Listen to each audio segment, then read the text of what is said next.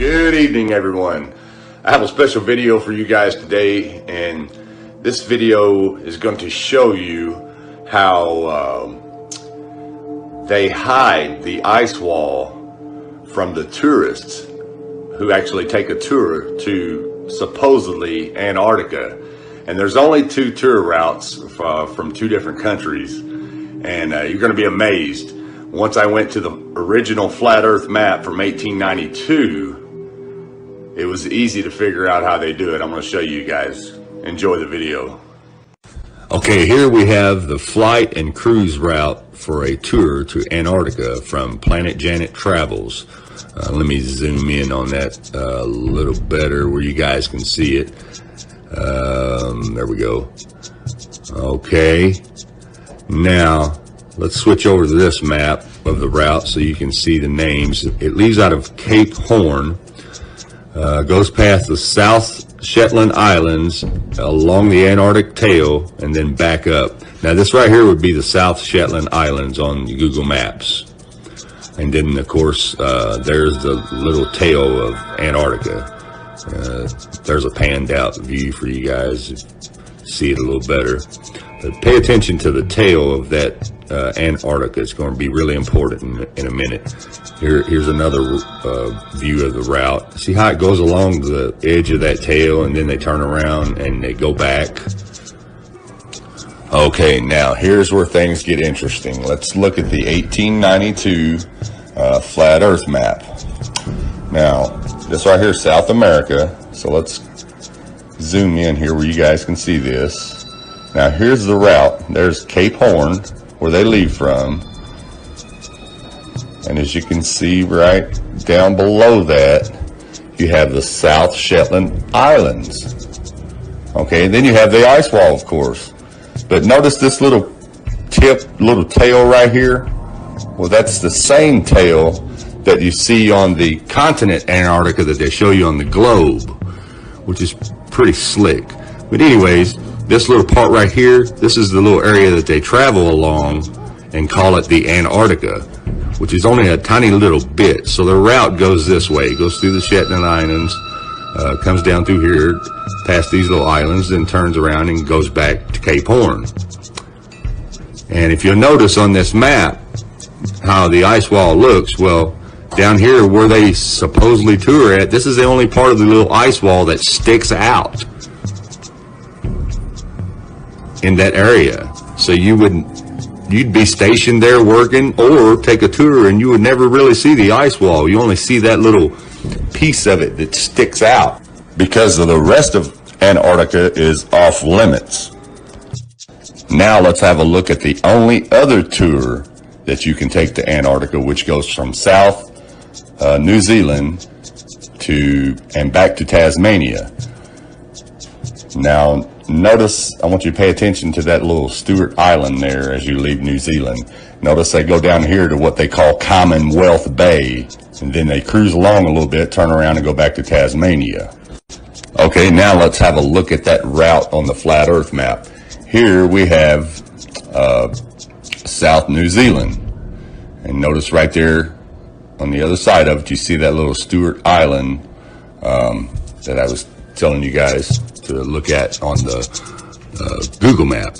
Okay, so the route leaves here, goes down here, which on this flat earth map it says Disappointment Bay. Remember on the Google Earth map it says Commonwealth Bay, and then they go back, return to Tasmania. So anyways, like I said, they leave here, go along this little bitty tiny bulge that sticks out from the ice wall called Commonwealth Bay, Disappointment Bay, whatever. Notice it's the only part in the ice wall except for the other part that I showed you that bulges out away from the ice wall. So anyways, they go down through here, cruise along a little bit, and then return back to Tasmania. That way you never see the ice wall. You only see that little bulge of it that's sticking out there. Out of this whole map, most of this wall is cut out perfectly all the way around except for those two little spots. And they both bulge out, and then they're at the exact same spot at the bottom of both of those countries, just like it shows you on Google Maps. Now, as you can see, it's really, really simple how they pull it off, making you believe that Antarctica is a continent when it's not. That's why it's called the Antarctic Circle, because it's an ice wall, a circled ice wall all the way around the whole world. And I've had a lot of people say, well, I've had friends that worked there and they didn't see any ice wall, well, or were stationed there actually, and I'm sure they were stationed there, but they were only stationed in those two little bitty areas that I just showed you. And that's also the only two little areas that you could take a tour to. And the rest of, and I say this in quote when I say Antarctica, is restricted, off limits to the public, to anybody. And that's due to the 1958 Antarctic Treaty. That's because they have something to hide. They know if you went anywhere other than those two spots, you would realize that you're on an ice wall. And even a lot of flat earthers, a lot of my friends of mine always wondered, well, how do they pull it off? How do people not know? And that's exactly how, the way that I just showed you. If the ice wall circles our entire flat plain, how can the elites possibly monitor every mile of the perimeter to keep anyone from getting access? Well, Jeff, and everybody else who's asking, that's really, really simple. I'm going to explain it to you guys really, really quick, okay? Check this out. Now, what you have to understand is this is a naval ice patrol ship. It's also an icebreaker. It can get through places no other ship can go, and even if it tried, it would be crushed into a million pieces. Okay? This ship is designed to cut through the ice and come and find you. It has a sensor on it. You also have buoys on the ocean that have been there for a long time. I think maybe even all the way back to maybe World War II. But anyways, check this out. Even if you can go under the radar of the Navy, they have these buoys that set off signals that will notify that icebreaker, and he will come and capture you quicker than anybody else can get there. That's his job. That's what that ship's made to do. It can break through that ice and find you very, very quickly. There are not any other Navy battleships that can do that. We got some tough battleships, but only a few ships hide behind this ice and wait for you to get there. Now, check this out. Here is a Google diagram of how it works, but you got to cut out the satellite because those aren't real. It's just simple towers. The buoys are like towers on the ocean because the ocean is flat, so they send a signal to each one. And as soon as that signal goes off, when the waves get just a little bit rough, they know exactly where you are. And if you've ever seen a Navy radar, you would know that. Look at it. It's a flat, round disc. Shows the whole Earth. Now, I'm going to show you guys something. They even show you how they can find you without using radar. They hit it in the movie. Check this out. Pearl Harbor here. We're approximately here. And they, whatever they are somewhere in the middle. We're trapped everywhere. What we know right now is we can't target them unless we have a plain line of sight. Without radar, we have no way to track them, correct? Correct. Okay, so they can't see us and we can't see them. And we have no way to hit them from a safe distance. There is a way. A way? A way of seeing them without seeing them. You're going to reference Art of War right now, aren't you? What are we supposed to do? Fight the enemy where they aren't? Move like water? My way is much more simple. We've been doing it to America for 20 years. Water displacement. How do you track water displacement? Tsunami buoys. Tsunami buoys.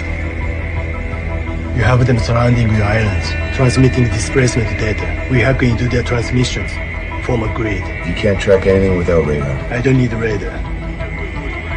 Just the radio frequencies. Turn off Aegis radar, please. Who is this guy? Chief Moore. Sir. Secure spy. Security spy, sir. Display NOAA data. NOAA data. Yes, correct. You heard him. Display NOAA data.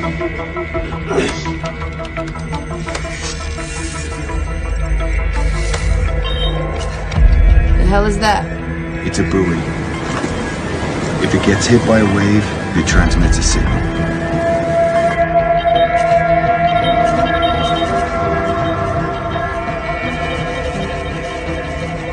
Bring up chat plot.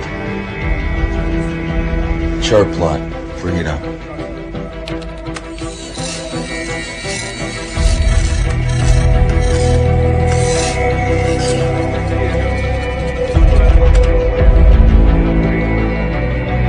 So we can track without radar.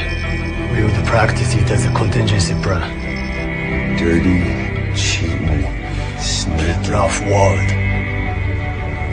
I like it. Captain.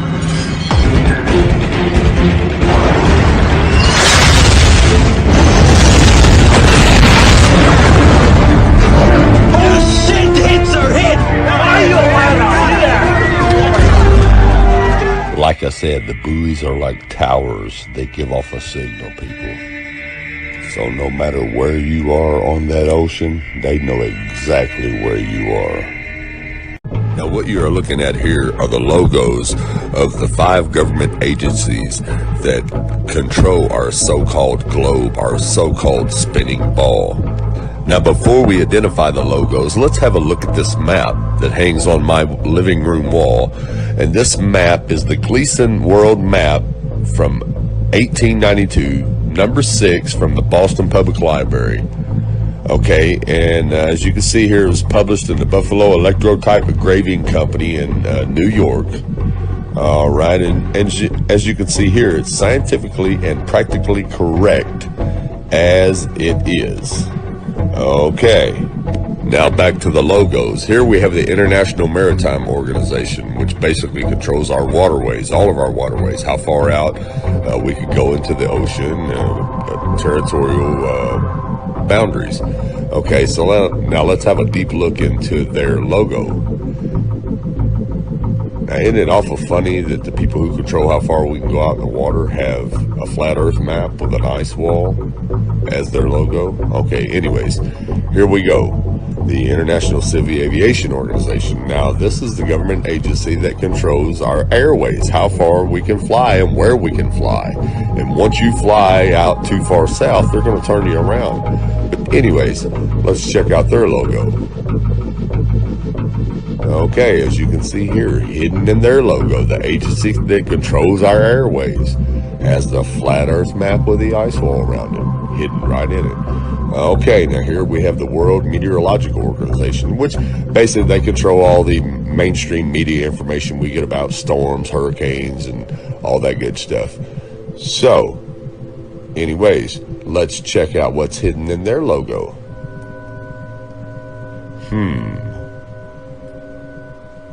The flat earth map. Okay, now here we have the World Health Organization. Now this organization controls all the mainstream media news that we hear about, like COVID-19, Ebola, or any other kind of pandemics going on in the world. But let's have a look at what's hidden in their logo. And as you can see here, the flat earth map with the ice wall around it. Okay, now last but not least, we have the United Nations, which basically control everything, control all the militaries in the world, all of the treaties that are signed in the world. These people control this.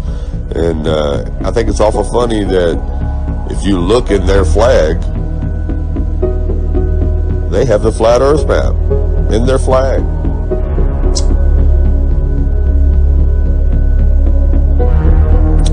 Into their General Assembly Hall where they hold all their meetings and sign all their treaties, guess what's on the wall right up above them? The flat earth map. Now this all could be just coincidence, but I don't think so.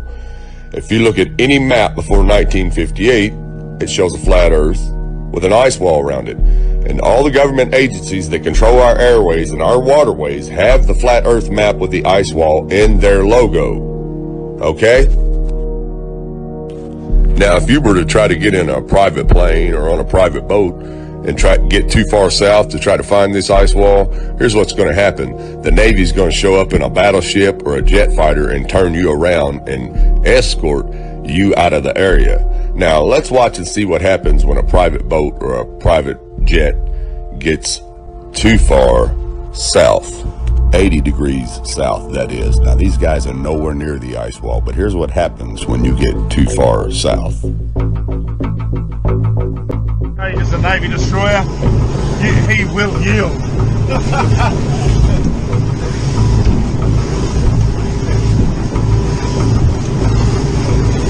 He'd be thinking, that cheeky better not cross my bow. Yeah. Stop, Josh. They take it seriously. What did they say? You got to yield. You can't just fucking. They think you're going to charge them. We don't know for sure. I think they did select it. No, they did. They come back last quarter.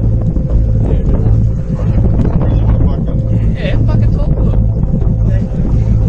Actually going around. He's turning. Stop. He's turning. He is actually turning. He said we had the ship yesterday. No, he is turning. Fucking hell, what have we done now? It's turning, Josh, just sit still. He's slowed down, has he? Yeah, he's really slowed down. No doubt we were in trouble. What for? It's coming to us. He's got the shits because... By Port now. This is Warship Hobart, Channel 16, over. 16. Yeah, I got you, mate. Just bad boys.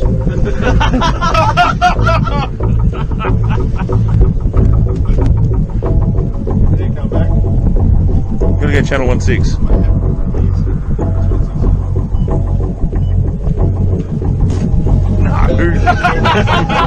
Hobart, you are in a maritime exclusion area. Please report your intention. Oh, who the fuck's that? We're heading to the shelf to go. Just say we're out fishing, heading out fishing. No, we're just heading out fishing. He's out, boys.